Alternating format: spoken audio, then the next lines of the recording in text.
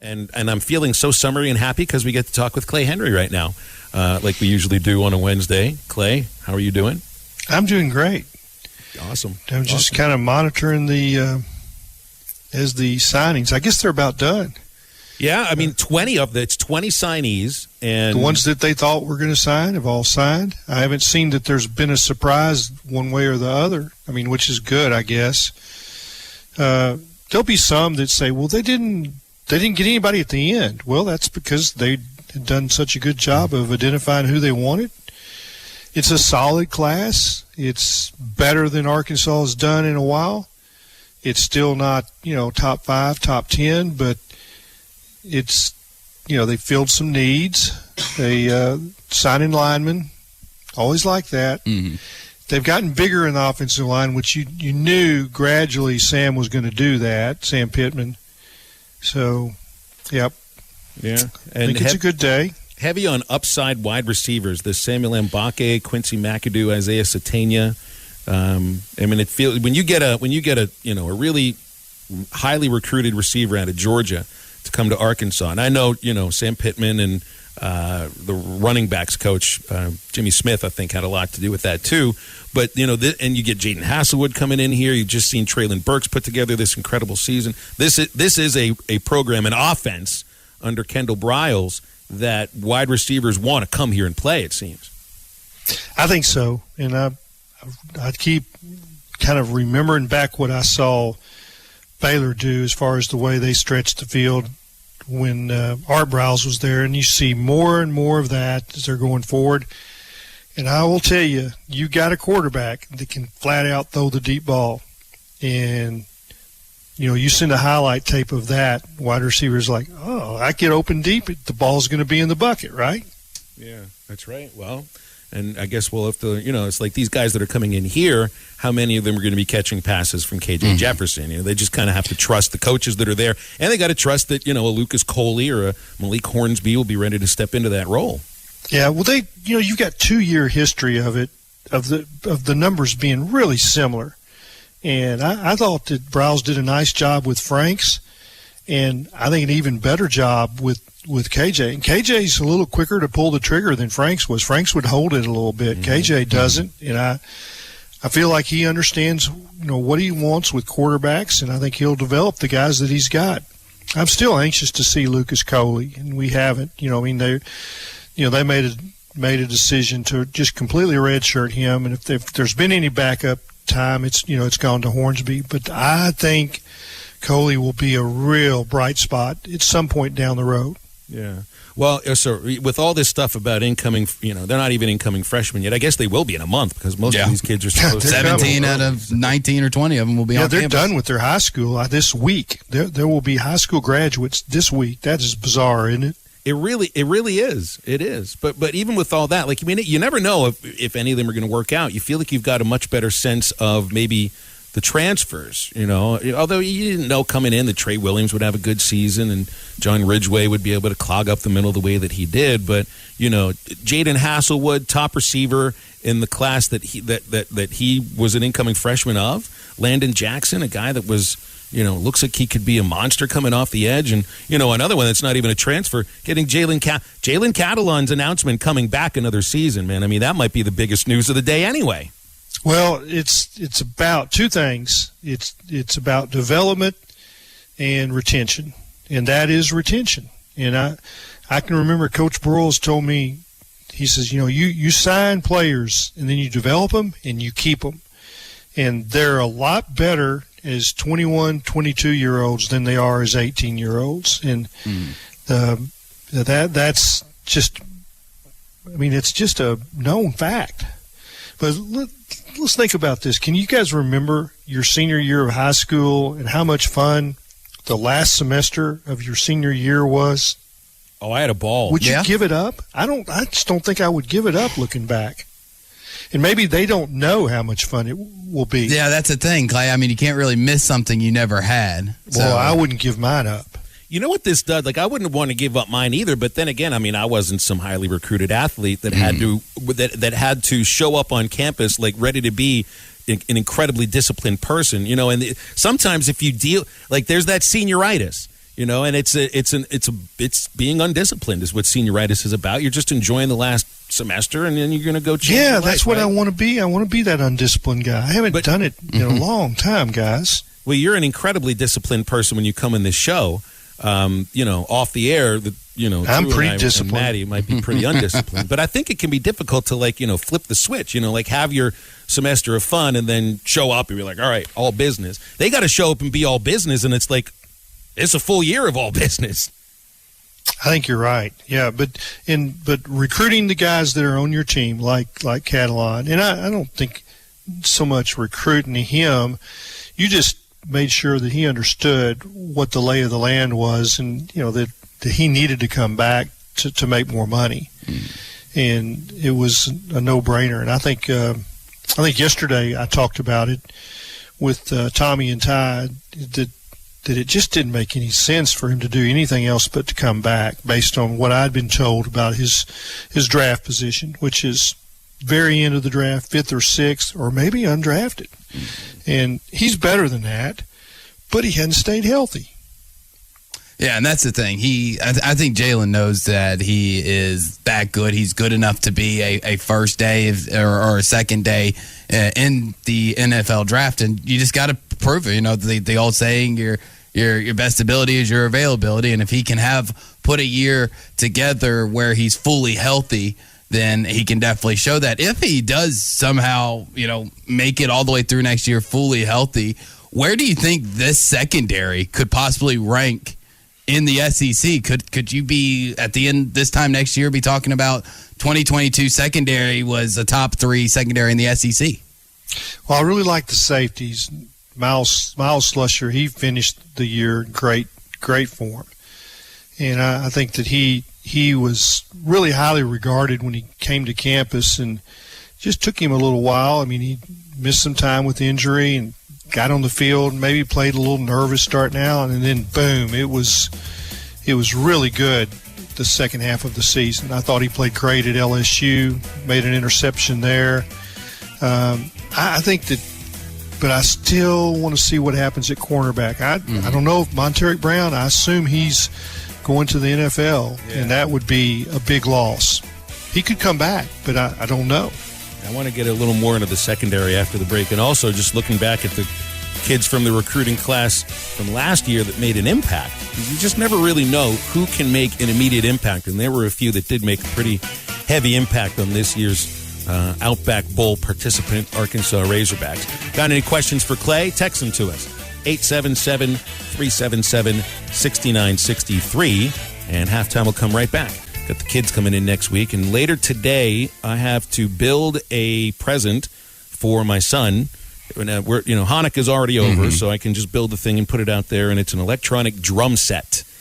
And Are the instructions in English? Yes. Hopefully it has a setting that you can plug in headphones and you won't be able to hear him drumming, right? That's exactly the whole thing behind that. Yes, man. That's exactly. Clay, have you finished all your shopping? You got any drum sets you got to set up? No, I've done all that.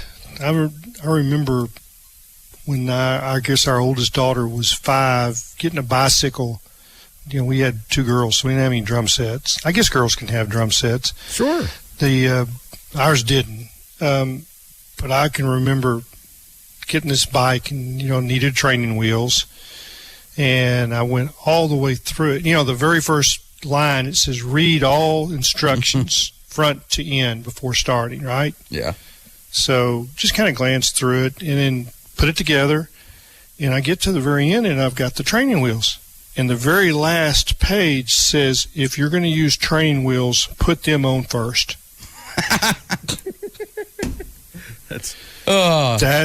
That was about 11 o'clock on Christmas Eve, and that's when I went to the hard stuff. I wouldn't blame you. I mean, in all fairness, that doesn't seem very logical, though. No, and I mean, I hate to say this, but it's pretty clear that the guy that did that was in China. I mean, it's just like it didn't make any. It was backwards. Oh, and you can tell when somebody's used. Software to change, the languages to English, because it just doesn't make any sense in English either. Anyway, it's all sorts of fun putting together. First of all, you got to open the darn things, and that's really impossible sometimes these days without like slicing your finger open. Then you got to build it. The only person I have to really shop for is my wife. She takes care of everybody else, so I've done that. In fact, the tree is over there, and it's got 5 presents wrapped, and that's the only ones that are under the tree yet, and they're the ones that I've gotten, and they're wrapped for my wife. Clay, are you more of an in-person shopper, or have you jumped on the Amazon bandwagon like everybody else? All this is in person. No, this is supporting your local businesses. She's listening, so she's on her way to Fayetteville right now, and she's listening, so I cannot talk any more about this. Very good. Well, I know my son's not listening to this show. He better not be, because he should be in school. So I can say whatever I want about him and his gifts. Hey, we had a text in, Clay, from Doug in Mountain Home asking about, other transfers. And I don't want to ask about, like, transfers that they might be in on or not, but it's the position. He asked about linebacker. That is a position that Arkansas will probably need some help in the transfer portal. We still wonder whether Bumper Pool will return for another season. But even if he's back, he's the one guy that you feel you can count on. Is there anyone on the roster right now that you think might be able to step into a role as a linebacker next year? Yeah, I think they really like Chris Paul, they call him Pooh. And he's, they wanted to get a little weight off of him. He came in a little heavy, and they've done that this fall. And I think that you'll see him step into a good role. And Jackson Woodard, I think, is a good player. It's a walk-on, but I think he'll have a chance. And then this class has got some linebackers that I think are really, really highly regarded. Crook, Powell, there's Henley. Those three, and you want to get all those guys signed before you take anybody in the portal, because it's like, you think you've got immediate playing time. If you're a high school player and you're coming in, and all at once they add 3 guys in the portal to play your position, that's a red flag, right? Mm-hmm. So, I think linebacker might be a place where it just depends on who's available, though. I mean, you don't take somebody that can't play. Mm-hmm.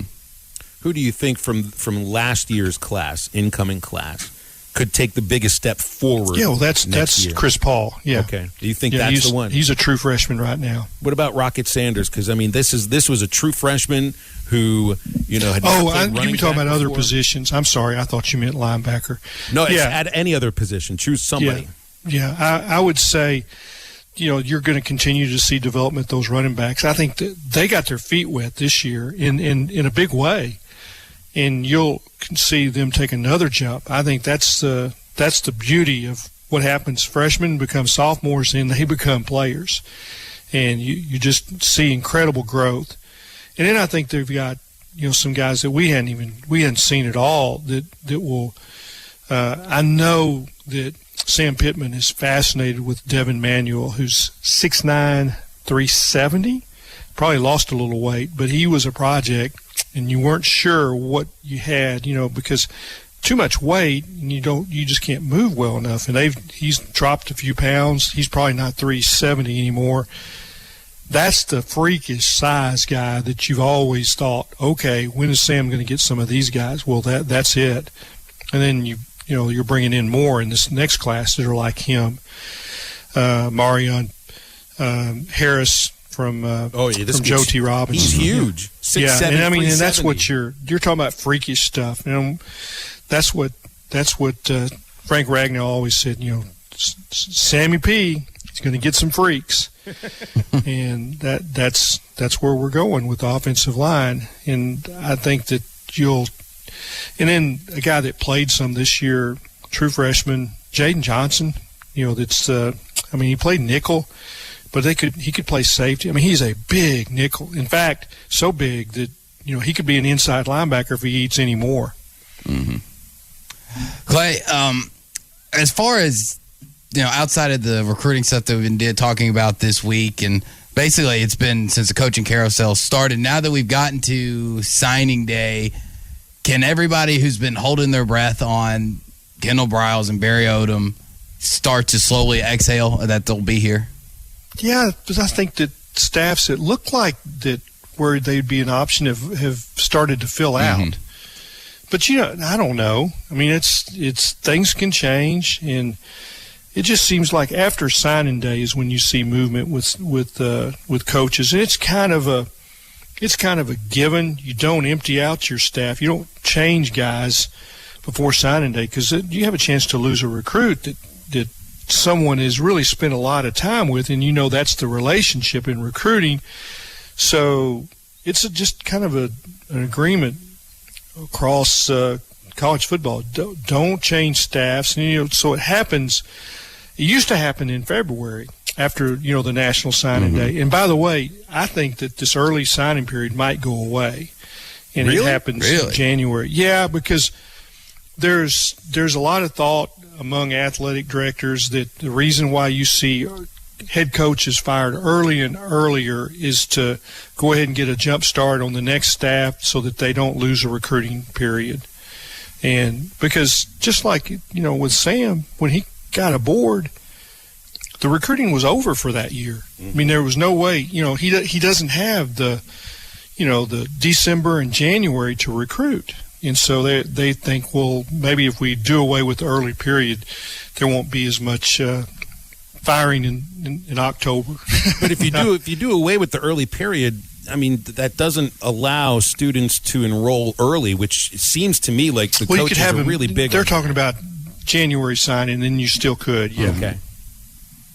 Well, it would have to be pretty early. I mean, mid-January. You can still enroll them. You can still enroll after school starts? Yeah, I think there's a 2-week period there.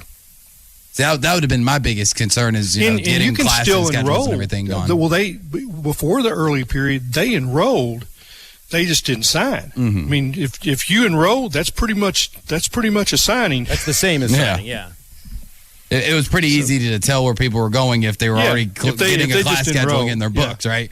Yeah, and I think what they did is they signed some kind of agreement that they got aid, but they weren't locked down. Well, then once you enrolled, you are locked down. Well, yeah, absolutely. We'll figure it out. Makes perfect sense there. Yeah. I did like you mentioned Jaden Johnson. I think Jaden Johnson is going to be a stud on this team moving forward. I really like Slusher.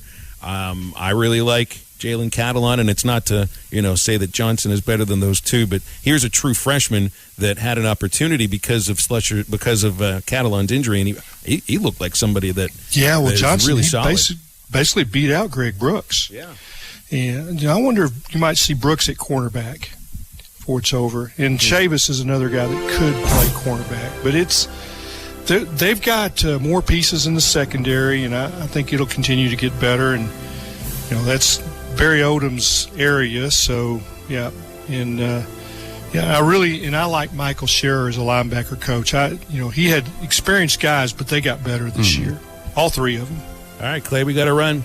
Always fun talking with you, man. Okay, happy holidays to you. Has you covered for all the holiday season. More props, odds, and lines than ever before. BetOnline remains your #1 spot for all sports action. Head to our new updated desktop or mobile website to sign up today and receive your 50% welcome bonus with the promo code BELIEVE to receive your bonus. That's BLEAV to receive your bonus. And it's not just football. BetOnline has pro and college hoops, NHL, boxing, UFC, even your favorite Vegas casino games. Don't wait to take advantage of all these amazing offers available for the 2021 season. BetOnline is the fastest and easiest way to bet on all your favorite sports.